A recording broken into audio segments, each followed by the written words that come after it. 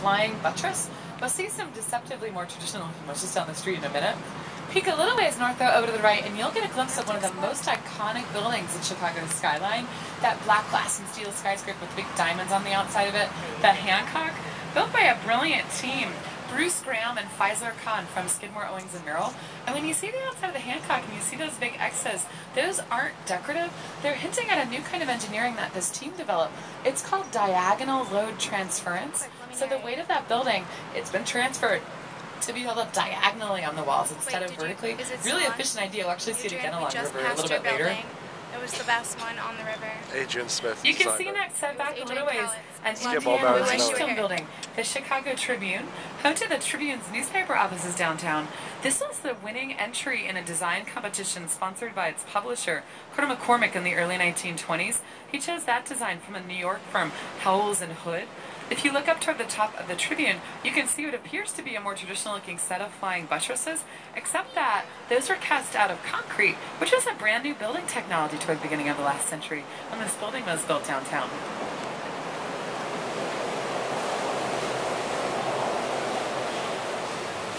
You'll see next on our right the beautiful white terracotta facade of the Wrigley building. This was built with the money from the Wrigley chewing gum family empire. It's based on Spanish Renaissance architecture. If you notice the clock tower way up there, if you want to crane your neck and look extra closely up at the face, and you can see that those aren't numbers. They're W's up there sort of squished together really, really secretly for the last name Wrigley. It's a fun little hidden detail to look for downtown. Cool. One of the newest buildings in Chicago is next over here to the right. If you've wondered where Donald Trump built his first Chicago building, this is it. They completed the height of 92 stories on this in September of last year, so it's not even a year old yet, technically. Designed by Adrian Smith from Skidmore, Owings & Merrill. If you wonder what's in here, there's a hotel, condominiums, offices, a restaurant, a bar. So really mixed use, all kinds of different things going on in what is now the second tallest building in the city. There's a big black glass and steel box coming up next, the IBM building. This was designed by a German expatriate architect, Ludwig Mies van der Rohe. Mies van der Rohe left Germany just before World War II began, and luckily for Chicago, he came here. Sometimes we call him the father of modernism, and one of the ideas behind that style you may have heard before is the saying, less is more. Mies van der Rohe, he once said that God was in the details. And so you can kind of see he doesn't feel the need to decorate the outside of this. He thought that the physics of a building structure, that this was, you know, ornamentation enough. Just beyond the IBM building, next you'll get to see almost its complete visual opposite.